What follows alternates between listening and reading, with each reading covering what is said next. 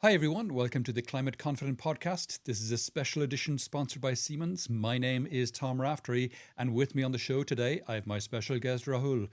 Rahul, welcome to the podcast. Would you like to introduce yourself? Thank you, Tom. Hi, folks. Thank you for your time. This is Rahul Chiller. My last name is Chiller. My first job was designing chillers for buildings. I've worked in the building space for the last 23 years of my life. I've invented 55 patents on many different things. And my current role is head of Building X for Siemens Smart Infrastructure. So hopefully that's a quick, short introduction. Don't want to belabor that more. Sure, great. No, that's fine. We are on the podcast today, Rahul, because Siemens released its Siemens Infrastructure Transition Monitor report late last year, late in 23. And I had one of your colleagues on last year, Sabine, talking about the energy space and energy grids. And we are, as you mentioned today, going to be talking about buildings. The Infrastructure Monitor report is broken into three spheres. Sphere one was energy, sphere two, cities, and three, industries. Buildings kind of fits into both two and three, I reckon. Can you give me an idea, just roughly, what the findings of the report were as it pertained to buildings? What's the current state of play with buildings? So Tom, here are a couple of stats that I'm aware of off my head in the buildings universe that are relevant. The first is that 40% of world's energy consumption is consumed by buildings, right? That's a big number. And Yeah. so if we need to impact sustainability, we have to target this number. The second number is that 90% of our time as human beings, we spend indoors in a building. And so to improve the quality of life, change the quality of life that we have to change our surroundings, we have to change our buildings, and we have to make them more efficient. So these are some broad stats, but if you look at some stats from a corporate side, decarbonization is a key priority for infrastructure transition, and almost every 100% believe that the progress is too slow. So the fact here Hmm. is the stat here is 100%, right? 50% of executives believe that if we can make our building sustainable, if we can decarbonize, then we'll be profitable. But almost 50% of them again kind of believe that they don't have an effective sustainability decarbonization strategy in place. So there are big gaps here. And I would say about 30 to 35%, 40% rate their organizations as mature or advanced in this space, but the remainder say that, hey, we have a long way to go. So these are some of the numbers that I'm aware of off my head that are relevant for the buildings universe that should help us make decisions in the right direction. And so if we have to change the way we live, if we have to improve the way we live, we have to improve the surroundings, and it starts by the building. And so we are on a mission to transform the way we live with Building X, and so it's absolutely relevant, absolutely important for Siemens and for all of us as humanity, as we go forward to do innovation in the space and improve our quality of life where we spend the most amount of time. Sure.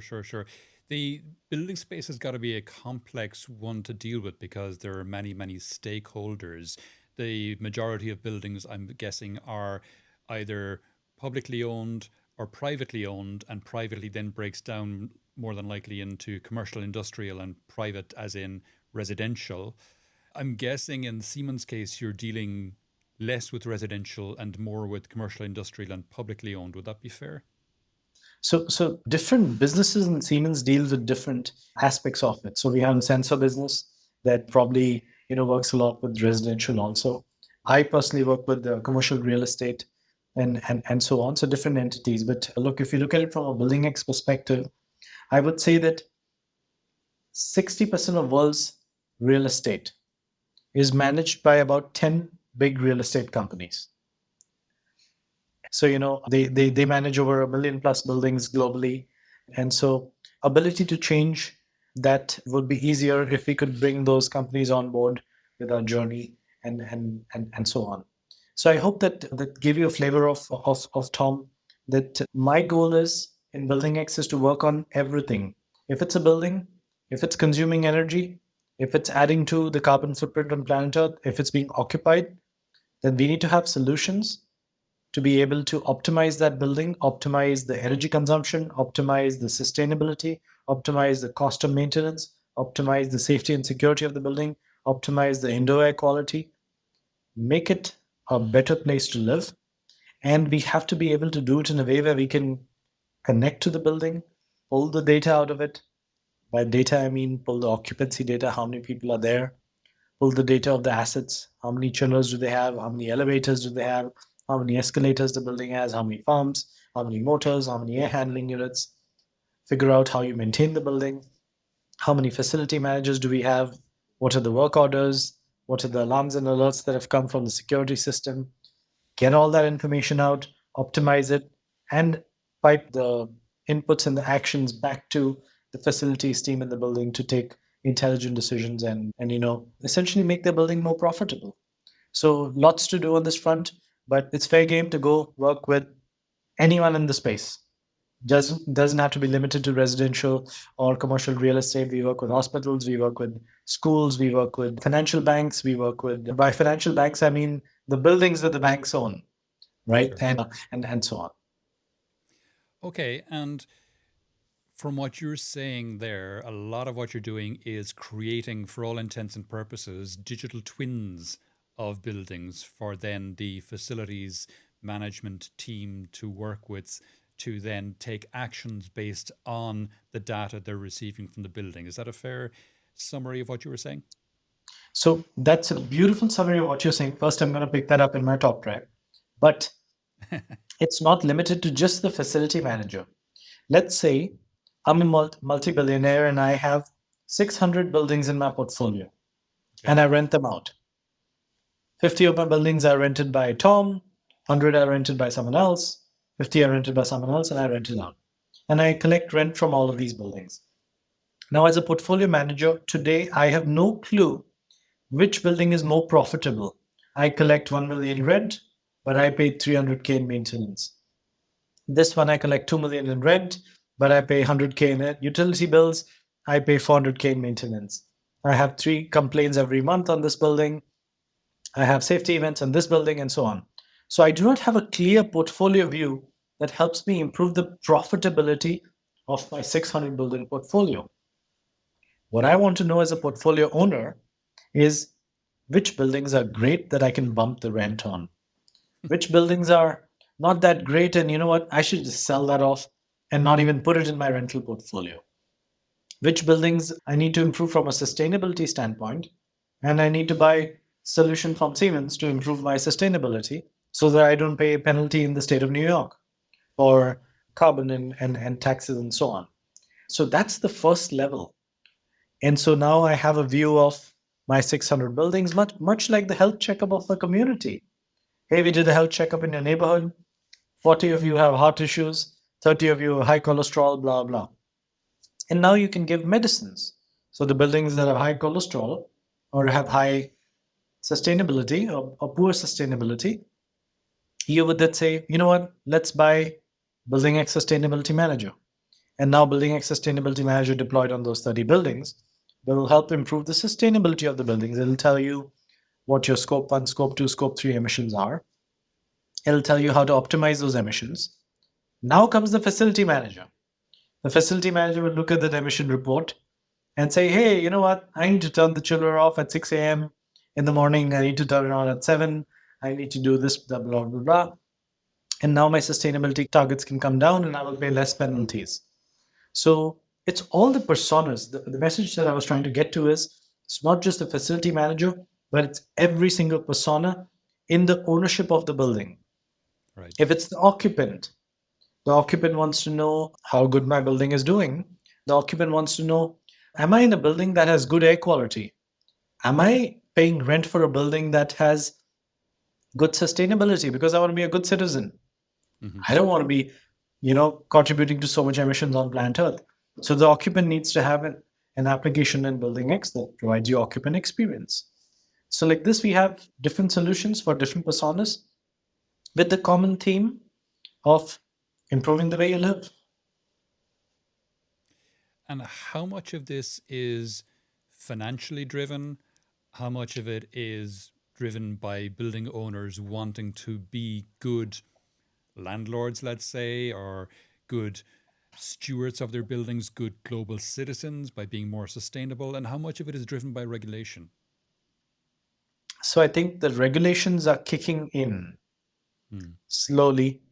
And what I say is the following, that if a building management company or building owners or rental portfolio owners or real estate owners want to be relevant 5 years from now, want to have a profitable portfolio at their hand, they have to, take proactive decisions today for occupant experience, for being, hey, I want to make sure that when you enter through that door, you have a good experience in my building. Yeah. Will I get paid for it today? Probably not. But is it important for me 5 years from now to be in business? Hell yes. Will I be paying a sustainability penalty today if I consume too much electricity for my building? Probably not. Not everywhere. Hmm. But 5 years from now, will I be paying a penalty? Yes. And will the value of my building be what I expect it to be 5 years from now if it is not a sustainable building? Answer is no. If you expect that your home is going to be valued at, let's say, $1 million 5 years from now, if you have high energy consumption at your home, and if you have leaky windows, and if your sustainability of your home is bad, I'm sorry, nobody's going to pay you 1 million for it. They're going to pay you 700K and your portfolio. So you lost the bigger game. So it's in best interest for the building universe to embark on this journey now so that you Right. set yourself up for success and existence 5 to 7 years from now. And so my thought is that at the moment it's mainly profitability driven. It's driven based on, I need to reduce my cost, I'm under pressure, rent pressure, blah blah blah. And oh yes, sustainability is coming, but I just need to know my sustainability score at the moment. I'm not sure I'm going to take many actions. The smart ones are taking decisions in their hands, and so I would say probably 50-50 is the answer. Is that majority of them are still profit driven, which is okay, but they have to take the longer view and say that I'm profit driven today, but I want to be profit driven 5 years from now. So let me invest some in this space. And what does the regulatory landscape look like? I mean, we've had recently regulations in the EU Energy Performance of Buildings Directive, for example. But is there more coming, and are there more regulations that outside the EU people should be aware of, for example? So it's difficult for me to talk about exact regulations and what's coming in and so on. There's a massive team here in Siemens that works on it and provides us that insights. It's complicated because country by country, region by region, it changes. So Sure. if I make a judgmental call that, oh yeah, France has regulations coming in, I might be completely wrong. But my belief is the trend is in this direction. Is that every country, every region, most of these real estate companies or most of the portfolio owners are global. Rarely is it only one country, one place. So regulations are coming in. There's no escape from it. There is no escape. The only thing is it coming in 6 months, or is it going to be there in 2 years? But it's going to hit all of them. So yeah, that's where we are. Okay. And obviously, for people to take action on their buildings to make them more sustainable, more energy efficient, lower emissions, they need access to data. I mean, this is a common theme across multiple industries. The term digital transformation gets bandied about a lot, and it's almost overused, but we can't get away from the fact that without proper data, we can't make informed decisions, and we can't get proper data unless we, to your earlier point, roll out sensors in buildings, find out what's going on there, get that data back, and then we can make those decisions. Is that fair? Look, absolutely. So here's the stats that I would give, Tom. Out of every 100 buildings on planet Earth, about 10 have BMS, building management system, that collects all the data from all the systems in the building. Right. So BMS would pull the data from elevators, escalators, chillers, air handling units, lighting systems, access control. And we could connect into a BMS and pull that information out. Hmm. So 10 out of 100 buildings have BMS on average. Right. The remaining 90 do not have a BMS. Now, out of the remaining 90, 50 buildings are mom and pop shops with two window air conditioners and maybe a small heater. Hmm. So there, for them, the optimization will always be, let me just change the windows, let me put LEDs, and I'm just going to flip the switch on and off, and I'm done. Yeah. So now you're left with 40 buildings on planet Earth that are in the space of, you know what, we could do something, but they don't have a BMS. So how do you get the data out? Hmm. So that's where the investment that has to be made is that these buildings have to have sensors, intelligent edge devices that can determine the occupancy of the building, that can determine the health of the assets in the building, that can determine the air quality of the building, and route all of that information to the cloud, to solutions like Building X, and then we can optimize them. So we have to provide these sensors to those 40 buildings. So 10 buildings we connect into, everything all good. We got the solutions. 40 of them, we need to solve for not only the cloud-based software and optimization, but how do I get the data out, clean that data, contextualize it, and then deploy it in the BMS. So sensors and edge devices are very important. And then these sensors vary from asset to asset, building to building, and this is a space that we are working on. Okay. And what do you reckon is the kind of breakdown between the need to make physical changes to buildings or make digital changes to buildings? Because in some cases they're single paned windows, they should be double glazed. In some cases they're double glazed, they might need to be triple glazed or whatever it is. So there's probably some kind of balancing act between how much digitization is going to help and how much actual physical changes are going to make. Look, the smart building owners would actually first do a survey of the building, Right. and they would split it in two, like you said. Here are the infrastructure changes in the building: increase the window size, change the window panes, add some blinds. You know, HVAC is 30 years old, replace it with a new HVAC, put solar roofs on the building, EV charging, blah blah blah, and all that. Mm. And then here are the software optimization aspects that can help me squeeze the juice out of all of this. So the funny thing is that regardless of whether you do the hardware or not, the software will still do its job. Even if Right. you have a single pane of glass or double pane of glass, the occupancy app will optimize the occupancy of the building, Mm. right? It'll look at the occupancy and then it'll optimize the HVAC. It'll optimize the set points. It'll optimize your air quality, your air changes, and so on. And it'll optimize your energy. So software will still do its job, and then hardware is a capex investment that the property owner has to decide, Okay. And which should happen too for relevancy, I believe. yeah, yeah, of course, of course. And what kind of innovations or trends do you think will most kind of significantly shape the future of sustainable buildings, from smart to autonomous buildings, that kind of thing? Yeah. Tom, my belief is the following. I think a building of the future is three things: sustainable, autonomous buildings that are profitable. Sustainable, autonomous, profitable. If you're these three things, you'll be in business 5 years from now, 7 years from now, profitably. If you do not do these three things, sustainability, autonomous nature, then your profitability will go down and soon you'll be out of business. This is the future state of every single building. Now, autonomous nature could vary. I checked into a hotel a week ago and there were two staff and there was a line of seven people waiting to get their key cards. Hmm. And I looked at that and I said, geez, this is so not autonomous. In the future, you may be able to take your passport, scan it, and it spits out your key fob and with the preference.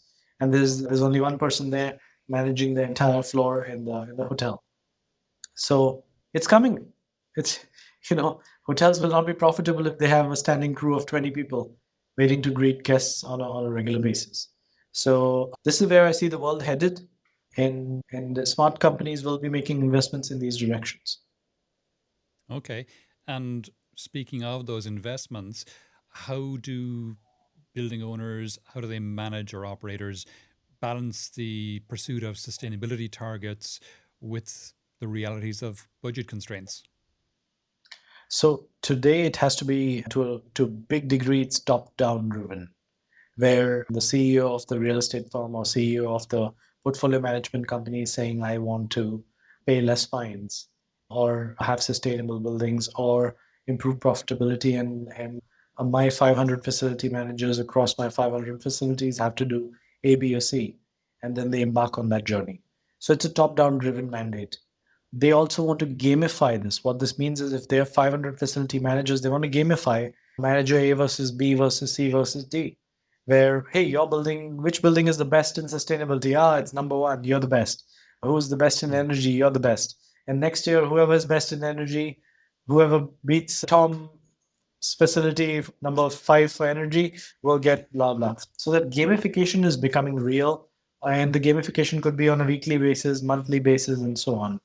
So these are two things that I'm seeing, but mainly it's top down driven.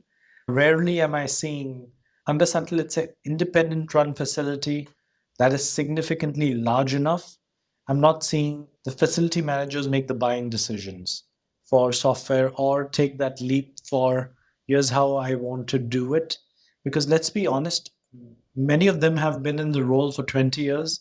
They've been managing that building for the last 10, 15, 20 years, and they know everything about it. Sure. They know how that chiller works. They know which light works. They know which access control door works. They know the details. So they feel comfortable with it. For them to adapt these solutions will be a little bit of a change. So we have to ensure that we can make their life easier.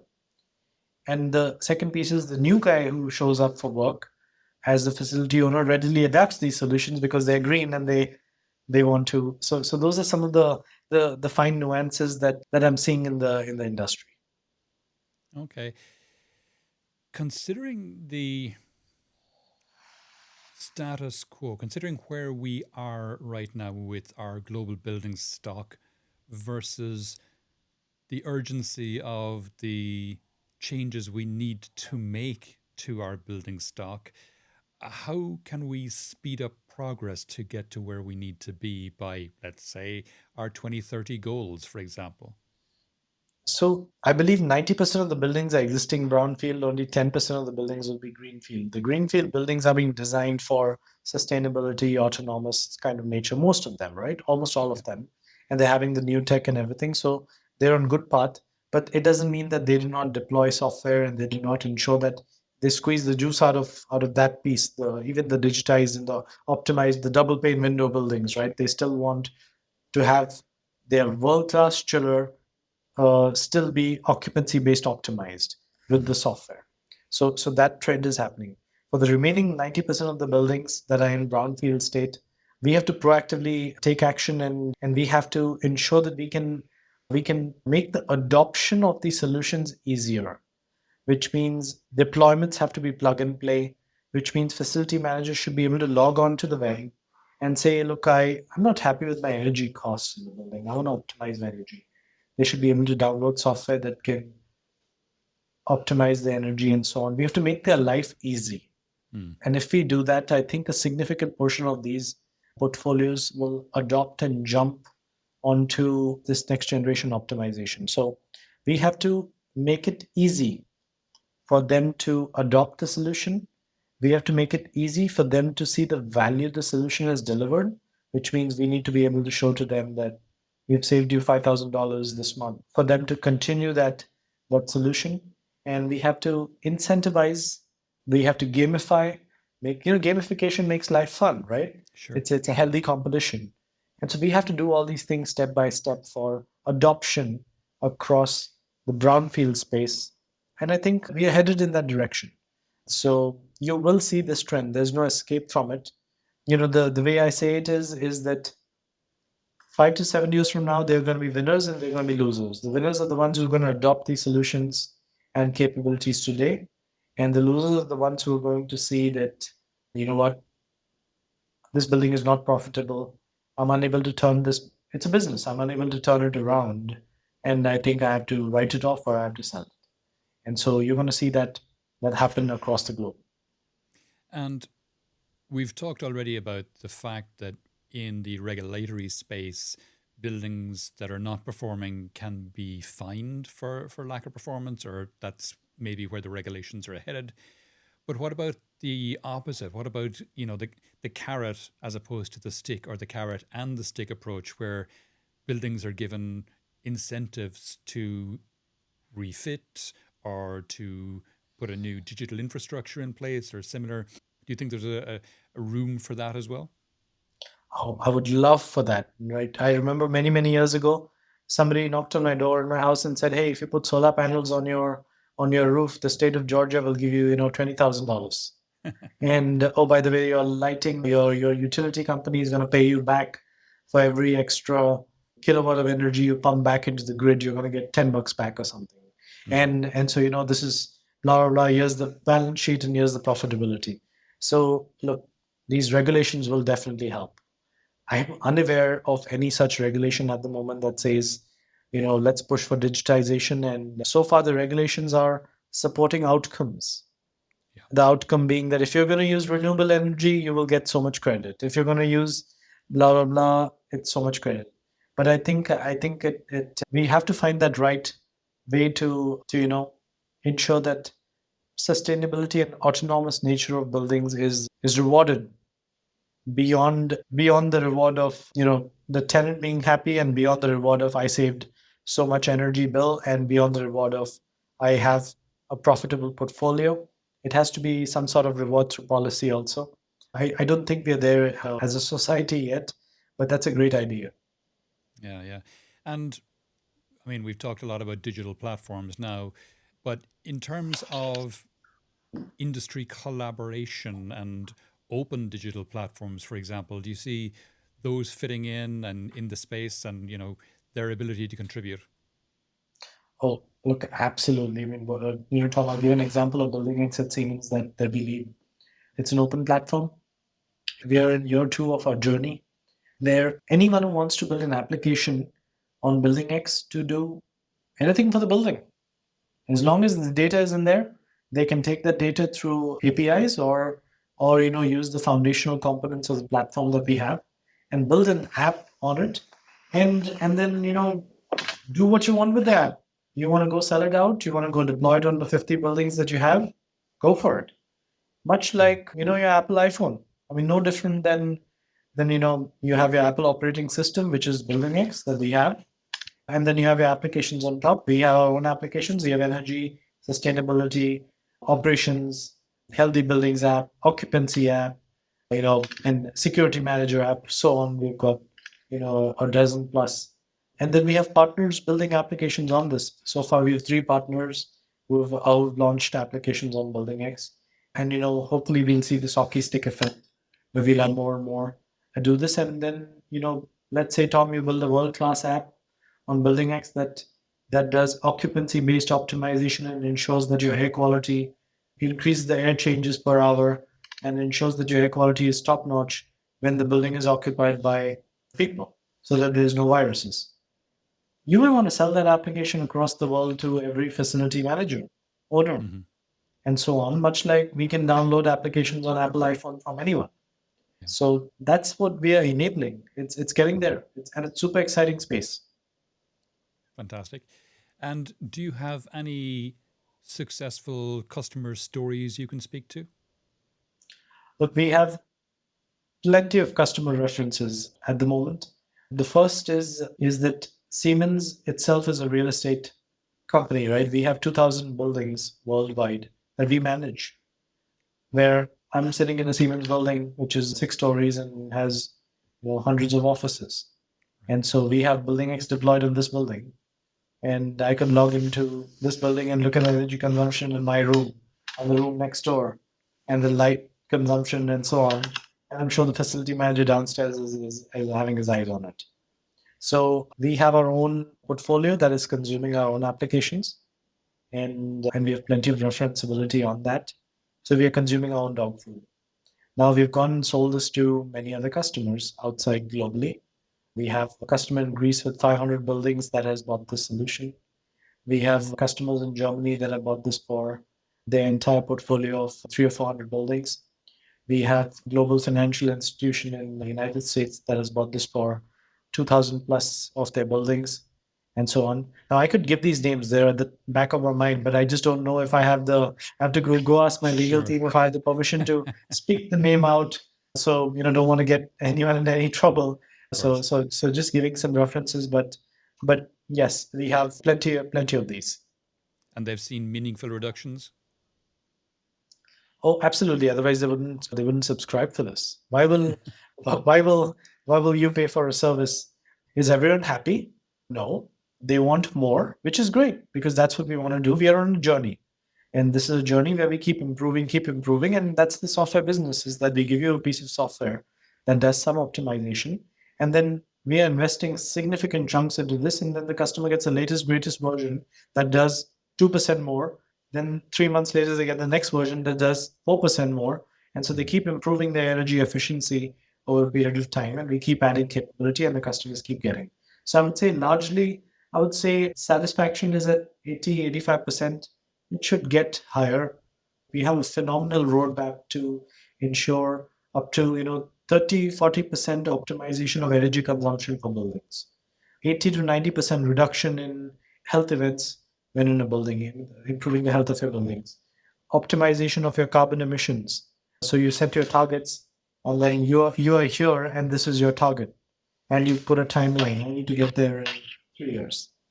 Step-by-step recommendations on how you get there. That target could be a 20% reduction, it could be a 40% reduction. And so lots of goodness. But again, we are on this journey. I mean, we have a car, we need to keep improving that car, and we want to transform into a Porsche over the next couple of years. We have a Toyota, we make it into a Porsche.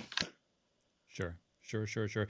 That was, I mean, I typically, as one of my last questions, I ask people, what are your plans for development for the next 3, 4, 5 years? You've answered, I think, most of that now. But is there anything, if I were to say to you, what are your plans for Building X between now and 2030? Is there anything you haven't mentioned that you'd like to make sure is in Building X between now and 2030?